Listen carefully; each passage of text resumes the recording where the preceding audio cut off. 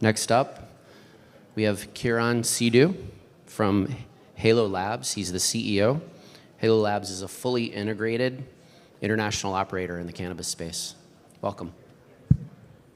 Thanks.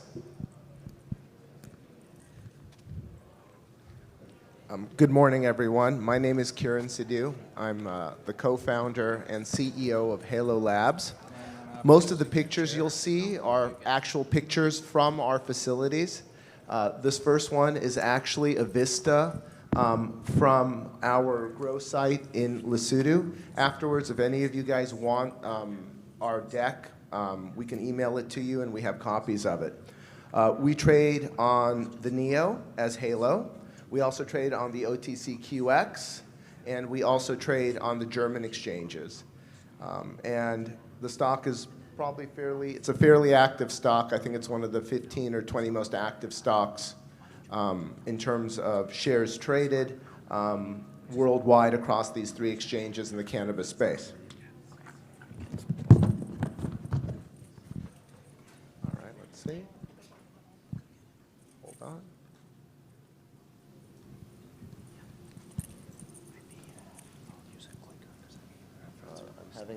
I'm having a little difficulty. Hold on, let me see. No? Let's see. There we go. Okay.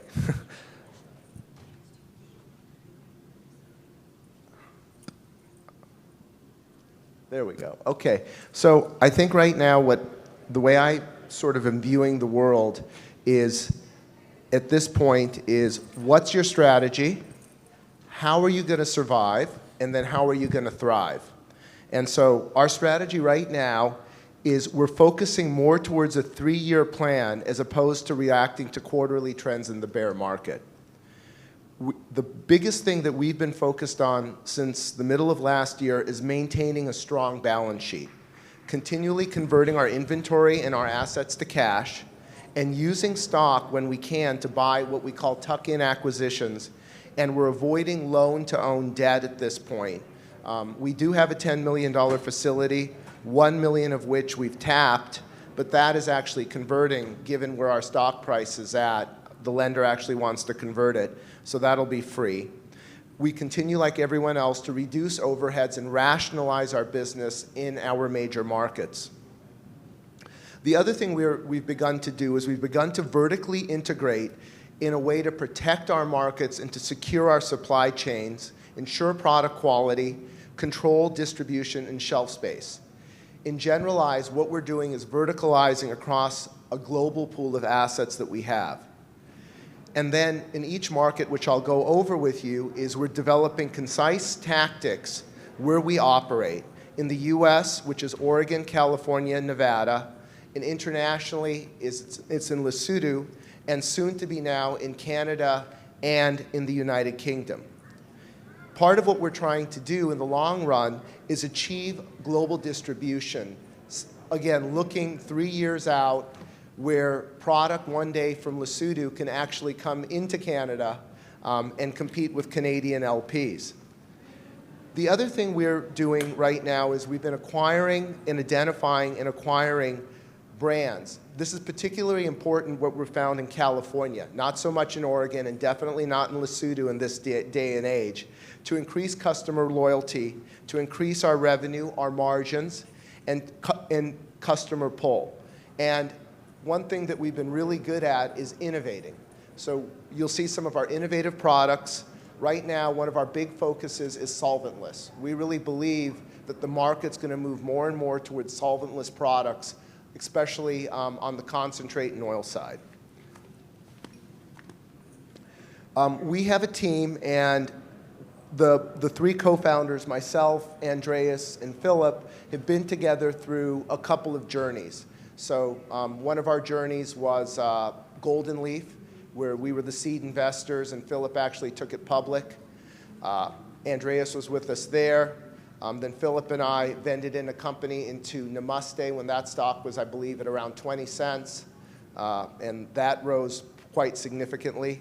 Katie, we've known for quite some time. Katie actually put together the first license here for Costa Farms, which is now Cura's.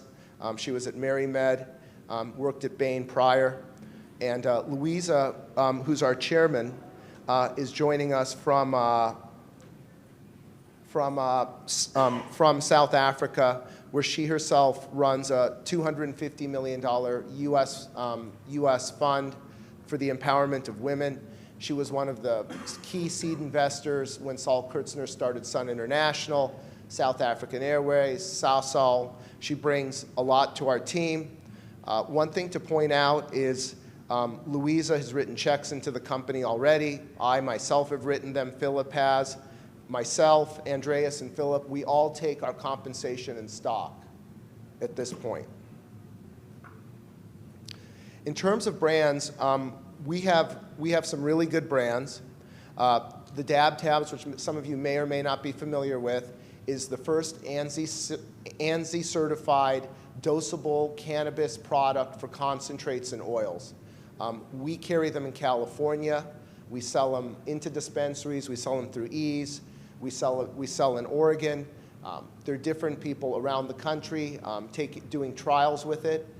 ELO, that's developed this, is a sister company of ours, and we have exclusivity in certain markets that we operate. We have premium brands, as well as we have edibles, we have mainstream brands, we have everyday value brands. We have what I call a full bag. Our salesmen are always have a full bag of product, and that's something we emphasize. It's a really simple business in essence, and that is you got to sell product, you got to make money on the product, you got to sell more products, and you got to sell it to more dispensaries. As we said with the Dab Tabs, they're an innovative product, ceramic disc product. We've just picked up another product, which is AccuDab, which is a sublingual delivery device. And we picked up Outer Galactic Chocolates that have just won a couple of, I think it's won 1 or 2 Emerald Cup Awards as a leading chocolate in California. In Oregon is probably the most competitive market, I would say, within the United States. We continue to be 2 or 3, both in terms of revenue and overall volume. In the concentrate area, we've always been pretty dominant. We always have maintained a 20% market share there. We have a 12,000 square foot facility. We have 7 acres of outdoor, and we have a diverse product offering. One thing we're doing in Oregon is we're trying to aggressively expand our cultivation because that will enable us to grow our revenue and our gross margin much more substantially. The other thing we did in Oregon in order to increase margin again is partner with DNA Genetics, where again, they're exclusive to us in Oregon. We're not exclusive to them. That's part of the reason we're putting up more acres or more tier 2s, is so that way we can get DNA's product out there in the Oregon market. In California, we're developing a lot of infrastructure. So we have 20,000 plus square feet now of infrastructure. In Cathedral City, we have Type 7, Type 11, Type 13. Up in Ukiah now, we're looking at developing a very large indoor. We have a Type N, and we have distribution out of Ukiah. We do not distribute our own products in California. We do that in Oregon. We run our own trucks. In California, we have a partnership with Cannabis. We also have a pretty deep partnership with Ease. We've just put our vapes on Ease, and they're starting to sell pretty robustly. We're now going to come up with live resin, hopefully, with them on a white label basis. We're working on that, as well as live resin pens. The goal in California right now for us is really a vertical footprint. So what we're looking to do, we've announced 1 large retail store in North Hollywood, which will be closing on hopefully within the next 2 weeks. We're in discussions with many other people about putting retail in place. Retail's a focus for us in California right now, as is cultivation. What we're thinking in California in terms of cultivation is to go more towards indoor high-end cultivation and looking at doing deals or offtake deals with some of the larger brands in California in those facilities. Nevada has been for us a tough market. And the reason it's been a tough market for us is we've never been able to get over a couple $100,000 a month in sales is because we don't own a dispensary. And our hope in Nevada was that the other 50 dispensaries would come online. They haven't come online. Our lawyers are telling us it's going to be at least a year, even though the lawsuit goes to trial. I don't know if you guys are familiar with what's going on in Nevada. So Nevada has about 50 dispensaries right now. To other people, it's an attractive market. So we have a nice facility right by the airport. We have a nice license, right? We have 2 licenses, one we own fully, which is our production license, and then the other license is a cultivation license. And for us, we want to monetize it because we're carrying it right now. Lesotho to us is, we've been there now for a year. I spoke about it yesterday. Our initial phase 1 build out is 120,000 square feet. We're fairly confident that we're going to get local financing. We've already been getting local financing at good rates to get those facilities up. Our first Cravo comes, which is a 1 hectare Cravo, in the next couple of weeks. Again, there we're working with DNA Genetics, who's shipped the first batch of seeds from Amsterdam, where we're going to strain hunt, and we'll be getting those in the ground, I would say, probably by Q3. We have our own genetics in the ground now. We'll harvest about 300 kilograms, and we're going through GACP certification right now. We have those guys on the ground as we speak, 3 guys. And there's a robust market in Africa. So not only is there a robust market in Europe, what we're finding is there's a robust market license to license within Africa. So we're seeing people contacting us with licenses from the DRC and from other African countries. The big thing right now that's going on in Africa is the decriminalization to legalization of South Africa. Lesotho has always been the net supplier there. It's to South Africa, just like the Emerald Triangle had supplied the United States prior to legalization. Lesotho was the first country in Africa to actually go through the INCB certification, UN certification, and put a medicinal program together. These are some pictures of our facilities in Lesotho. As you can see, there are plants, and we are harvesting, and we are growing. Alberta, Canada was an opportunistic acquisition from High Tide at about $1.5 million per door. We're going to have 8 dispensaries up and running by the end of the year. It's, again, Alberta is not a loved market, but for us it's a good market because we don't have a restriction on being an LP. A lot of people are running into Ontario. Ontario, we're limited to 10% if we're going to be an LP. The next step with us right now is to list our products in Canada, enter into a contract to do that, and then, again, find a white label manufacturer and just start rolling out the business like we have elsewhere. This is actually what I call a low-cost, high-value acquisition, where we're acquiring a turnkey right now, special licensed, fully certified facility in the UK. We'll have negligible carrying cost on it, and it's a milestone-based deal. So as the prescription market in the UK continues to improve, it's starting from a low base, they'll be getting paid milestones. So for instance, when they write their first 100th prescription, and they'll get a milestone payment, and it'll continue along those lines. And the concept here really is inevitably from Lesotho into the United Kingdom and into Europe, and having a UK distribution at this point was an affordable opportunity that really doesn't really have a lot of carrying costs for us. And it's a market that has to grow because it's growing from a very small base. In terms of our corporate information, our stock price is right now, I think, 14 to 15 cents. Overall market cap is about 41 million. We have about 300 million shares outstanding. All our warrants and options at this point are substantially out of the money. We do have convertible debt that Canaccord put in for us. It's 9.6 million.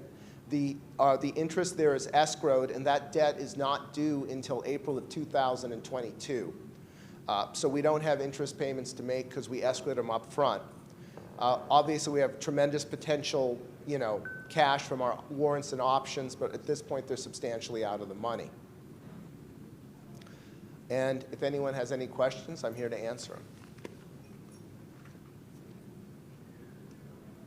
So what was the rationale for the Alberta acquisition? Like you're going to have to buy wholesale from LPs or something?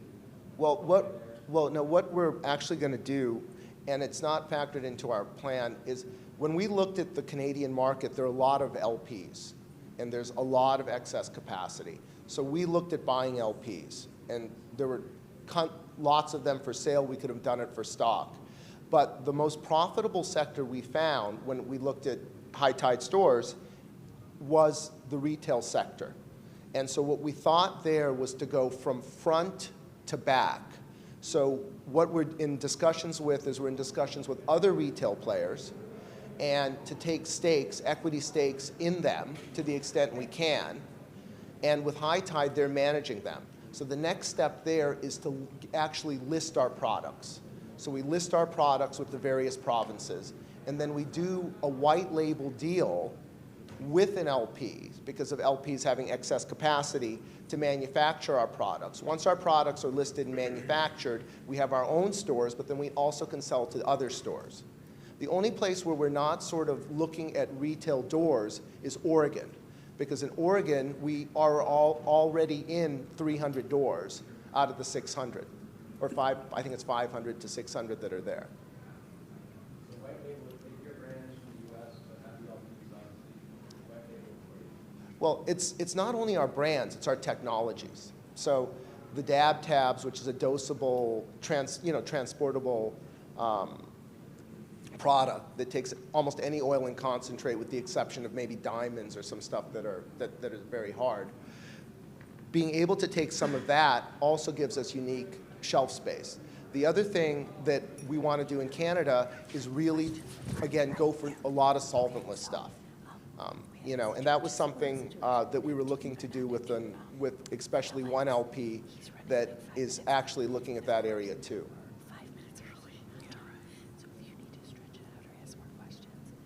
Okay, thank you, everybody.